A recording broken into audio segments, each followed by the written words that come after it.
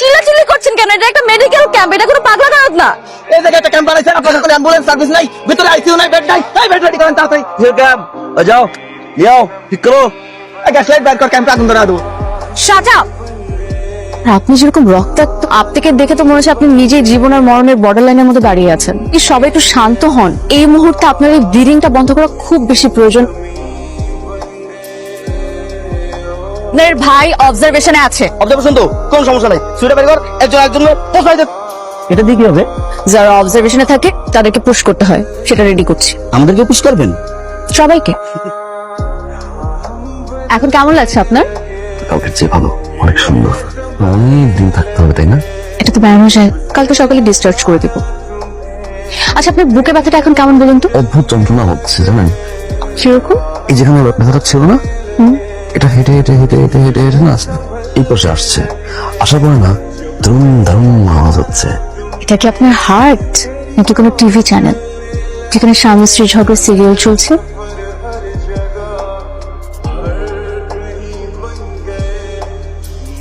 কি হচ্ছে? থামেন থামেন থামেন। আপনাকে আমি চিনতে পেরেছি। আপনি ওই লোকটা না যে কিছুদিন আগে ওনাকে এরকম ছুরির পোঁচ দিয়ে ওনাকে আহত করেছে? ভেবেছিস he is the main culprit, যে আমার ক্যাম্পের মধ্যে যতগুলো মানুষ আছে যাদের হাত কাটা, পা ভাঙা, মাথা ফাটা, এগুলো সব উনি করে। আজকে বুঝতে আপনি এরকম কেন বলেন তো? ওদিন দেখলাম আপনি ছুরি দিয়ে আঘাত করলো, আজকে দেখলাম কতগুলো ছেলে নিয়ে আপনাকে মারতে চলে আসলো, আর আপনি কিছুই বললেন না। ভয় পেলে তো হবে না, প্রতিবাদী হতে হবে। আপনি গুন্ডা টিমটা থেকে দূরে থাকবেন, এদের পাশে যাওয়ার দরকার নেই। আপনার আশেপাশে থাকি, রোগী যদি না থাকে ফান্টিং ধরে কয়েকজনকে নিয়ে আসলাম। আমাদের এখানে তো এরকম সিস্টেম নেই। রোগীদের প্রয়োজন হলে রোগীরা চলে আস, ড্রেসিং করতে হবে।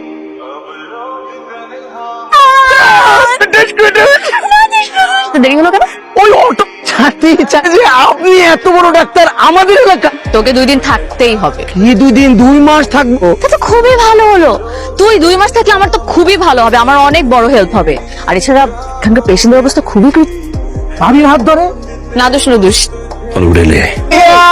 400 বারের উপরে কিছু ভাইয়া, এই দানবগুলো আমার গালগুলো নিয়ে যাবে ভাই, একটু বোঝার চেষ্টা করে। ট্রান্সফার চলে যাব। তুই না আমাকে বলেছিলি যে জয়েন্টের উপর জয়েন্ট রেখে কিভাবে বসাতে হয়, কি কি যেন ট্রেনিং দিবি আমাকে। বাসায় যা, একটু ফ্রেশ শাওয়ার নে, একটু ফ্রেশ ঘুম দে, ঘুম থেকে উঠে আমাকে ফোন দে। তোর কিছু মিসিং মনে হচ্ছে না?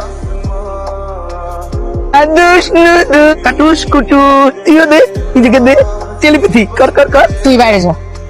ফালতু।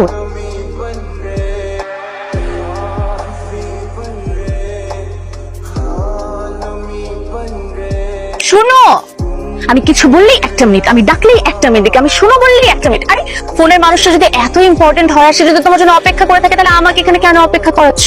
আর কে কিসের কোন জায়গায় ইম্পর্টেন্ট মানুষ? আর রাজু গোলা বন্ধে পাঠাইছে, হারা মার্কেট ঘুরে না গেলে গোলাপ ফুল পায় না, পাইছে একটা আমাকে বন্ধু খেয়ে লাইছে। বন্ধুরা গোলাপ ফুলকে আমি তোমার প্রপোজ করবো নাকি?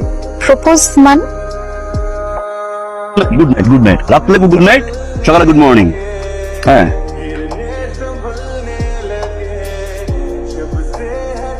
চিরকুট দেখে ভালোবাসার কথা বলা কথা।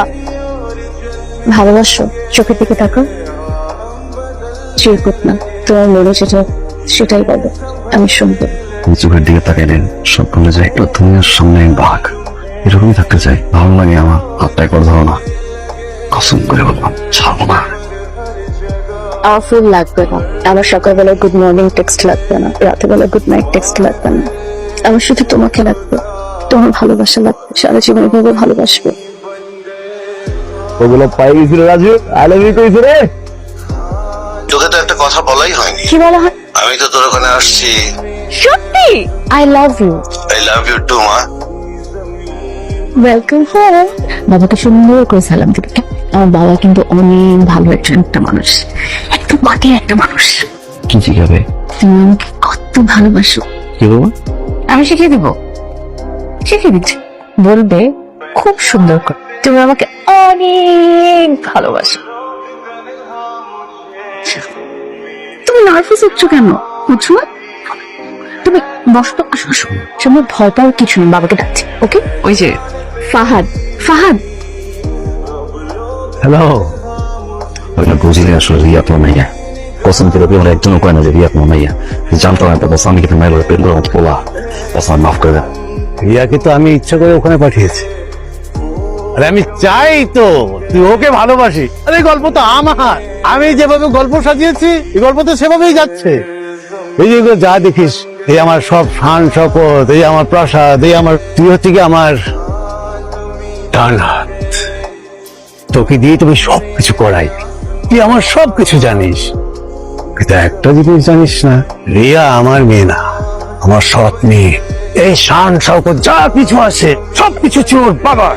আমি ওর বাবার ভেদি ধরে আস্তে গুলি করে মারে ফেলছি। তারপর শুনি কি ওর বাবা ওর সব সয় সম্পত্তি ওর নামে লিখে দিচ্ছে। আমি তো সেই সুযোগটাই নেব। আমি চাই এবার মালিক রিয়া না, এই সব কিছুর মালিক আমি হব। ওর এবার ছোট্ট কাজ করতে ভালোবাসাবাসি তো হয়ে গেছে, এখন রিয়াকে মেরে ফেলতে হবে। রিয়ার একটু টাচ নিতে পার? তুই তো জানিস তোর বাবা জেলে 10 বছর হয়ে গেছে, আগামী মাসে তোর ফাঁসি হবে। তুই এখন কি চাস, তোর বাবার ফাঁসি নাকি ওর মৃত্যু?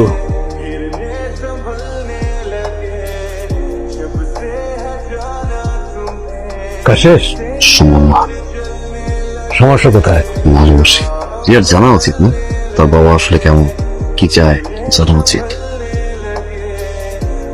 আচ্ছা কি বলো তো, আমি তোমাকে ক্যাম্পে আসতে বললাম, তুমি বললে ক্যাম্পে না এসে এখানে আসতে, আমি তার উপরে চলে আসলাম। সে আমি তোমায় কিছু কথা বলতে চাই। রিয়া, তোমার বাবার কাছ থেকে তুমি দূরে থাকো। তোমার বাবা মোটেও ভালো মানুষ না, সে তোমাকে মারতে চায়। রিয়া আমাকে দায়িত্ব দিচ্ছিল তোমাকে মারার জন্য, কিন্তু বাইরে কারণে তোমায় ভালোবাসি। পাগল হয়ে গেছি। রিয়া বিশ্বাস করো, তোমার সৎ বাবা রিয়া, উনি তোমাকে মারতে চায় কারণ সব সম্পত্তি তোমার নামে, ওনার নামে না। রিয়া স্টপ। সে আমি চাই নাই তোমার কোনো ক্ষতি হোক। রিয়া তুমি দূরে কোথাও চলে যাও। তোমার বাবা মোটে মাটির মানুষ না। রিয়া উনি একজন স্মাগলার। কি হয়েছে? তুমি আমার বাবা না? ও কেন বললে এসব কথা? যে আমি তোমার মেয়ে না। ফাদ বলেছে বাবা। তুমি কি একজন স্মাগলার? তুমি নাকি আমাকে মেরে ফেলতে চাও বাবা? তুমি বলো না, ও সব ভুল বলছে বাবা। আমি ফাদকে অনেক ভালোবাসি। আমি ফাদকে সাথে থাকতে পারবো না। আমি ফাদের কথা ফেলতেও পারবো না। আমার মাথাটা নষ্ট হয়েছে বাবা। তুমি সত্যিটা বলে দাও, কেন বললো এগুলো? আমার এগেন্স পার্টির সাথে ওরা হাত নিয়ে অনেক টাকা ইনকাম করতে চায়। জীবনে ওর সাথে দেখা করবো না বাবা। তুমি আমাকে মাফ করে দাও। আই এম সরি বাবা, আই এম সরি। এই টাকা দিয়ে সব কিছু করা যায়।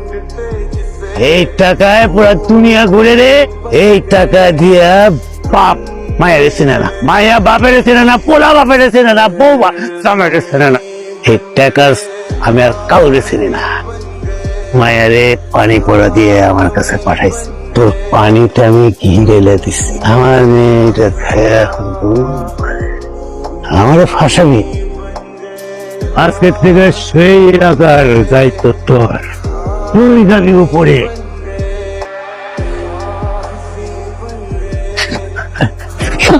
আমি সরি, আমাকে মাফ করে দাও। সময় আমাদের এত দূরে নিয়ে যায় না, সরি বললেও ফিরতে পারি না। আমরা আবার একসাথে।